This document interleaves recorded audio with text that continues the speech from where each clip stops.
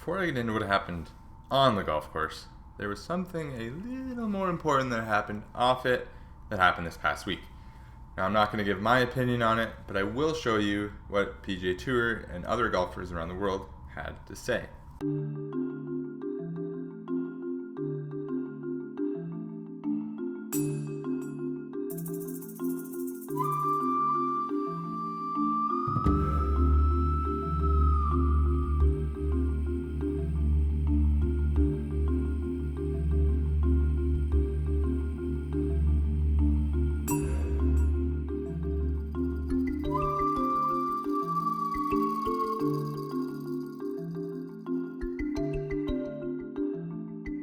Now, if any of that was depressing to you, I apologize.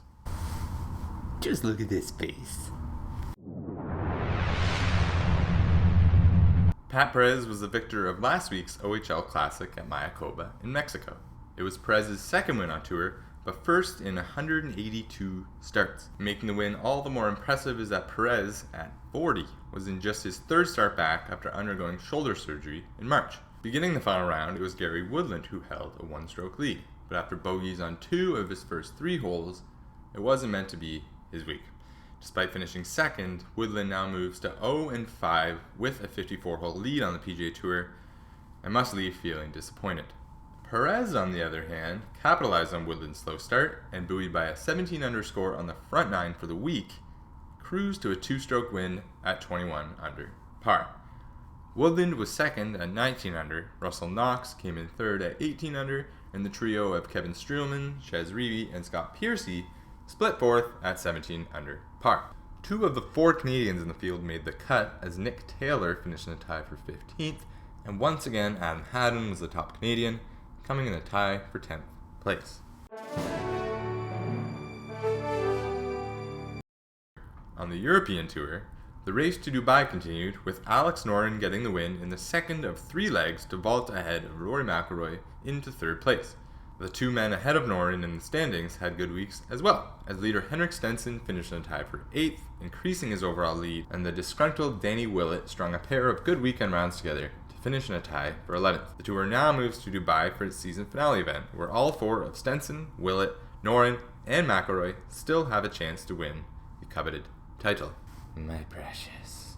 The Champions Tour season came to an end last week at the Charles Schwab Cup Championship, where Paul Goydos won the event, but Bernhard Langer stole all the headlines, winning the season-long championship at age 59 for the 3rd straight year and 4th overall.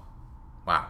On the LPGA Tour, their season finale comes this week at the CME Globe Tour Championship.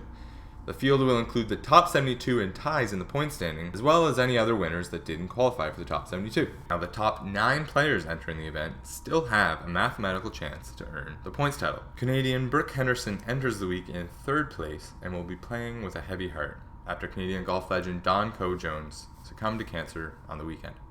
She was just 56 years old.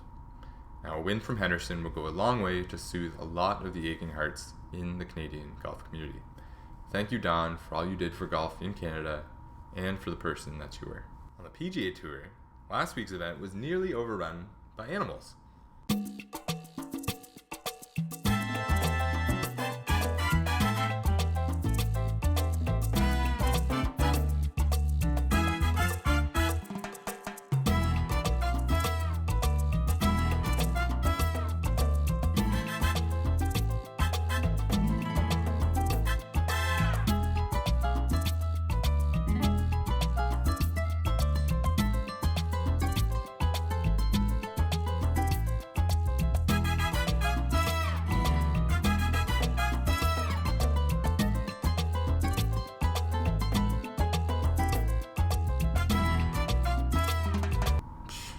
Hello, guys. Charlie Hoffman made us all feel a little better about certain moments we'd like to forget from on the course, smashing both his and his caddy's cell phones in a fit of rage over the weekend. Hoffman handled it well afterwards, tweeting out this photo of the damage. Dustin Johnson and Paulina Gretzky went a little bit viral this week with their stirring rendition / music video clip to Iggy Azalea's Fancy. See for yourself.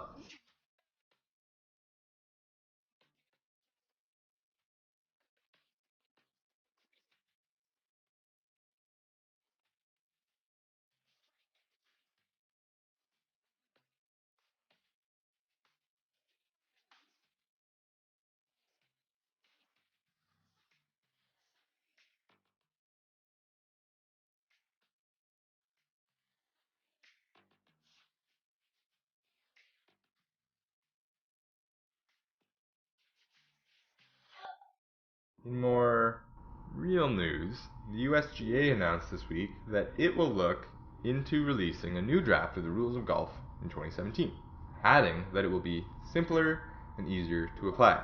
Now, it sounds good to me, but like the rest of you admit it, I haven't used a rule book in a round of golf in years. The tour also announced that the Zurich Classic in New Orleans, held April 24th to 30th, 2017, will be switching formats. The event will now consist of 82-man teams, with the format being foursomes or alternate shot in rounds 1 and 3, and 4-ball or best ball in the second and final rounds. Players will receive the same FedEx Cup points, World Golf Ranking points, honey, and tour status in the event as they would in previous years. Now, 2 teams have already committed. Jason Day will pair up with Ricky Fowler, and Henrik Stenson will play with Justin Rose. Elsewhere in the world of golf, the PNC Father-Son Challenge, held December 10th and 11th in Orlando, Florida, will be headlined by Jack Nicklaus and one of his sons, and for the first time, John Daly and his son, Little John.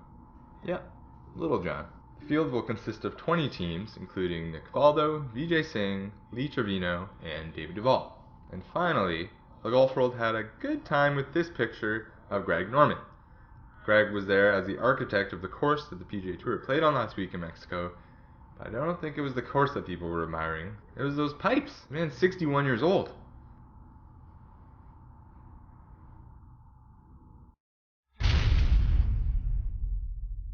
This week, the PGA Tour heads to Georgia for the RSM Classic in Sea Island.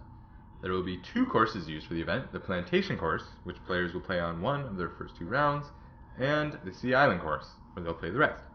Now, many tour players reside in the area, making the field a strong one, including the likes of Matt Kuchar, Zach Johnson, Brent Snedeker, tournament host Davis Love III, Jim Furyk, Stuart Sink, Webb Simpson, Ian Poulter, among many others. And there are 3 Canadians teeing it up this week. Kevin Kistner won the event last year, blowing the field away by 6 strokes for his first PGA Tour victory. Now on to my picks. Last week I did pretty well, with 4 of 5 players making the cut and 3 in the top 15, including Emiliano Grillo, who finished in the tie for 10th, and my top pick, Russell Knox, who finished 3rd. This week, my picks are as follows. Anirban Lahiri. With a 28th and a 3rd in 2 events so far this season, Lahiri appears poised to break out, and I think this just might be the week. Luke List. All 4 starts by Luke this year have resulted in top 30 finishes, including a tie for 7th last week and a 2nd place finish at the Sanderson Farms Championship. Lucas Glover. Lucas has tallied a 3rd and a 5th in his last 2 starts, and is a major winner, returning to form that plays well in the area. Cody Gribble. Now, you may not have heard of him, but this PGA Tour rookie already has a win this year, and 3 top 15 finishes in 4 starts, and sits 6th in the FedEx Cup standings.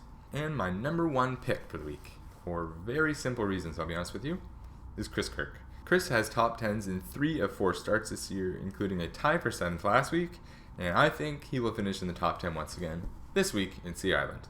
Alright, that's it for the week. Pat Perez won his first event in a long time at the OHL Classic at Mayakoba. The European Tour and LPGA Tour seasons come to an end this week, as the Race to Dubai finale and the CME Globe Tour Championship take place on each respective tour. There are 4 players mathematically eligible to win the Race to Dubai title, where there are 9 still with a chance in the LPGA's Tour finale. On the PGA Tour, they made some changes to the Zurich Classic and appear to be making some to the USGA rulebook. The tour is in Sea Island, Georgia this week for the RSM Classic, hosted by Davis Love III. Thank you for watching. If you liked the video, click like. If you really liked the video, click subscribe. And please let me know your thoughts. Leave a message in the comments, and I'll get back to you. Thanks again, and I, RJ McCullough, will see you next week.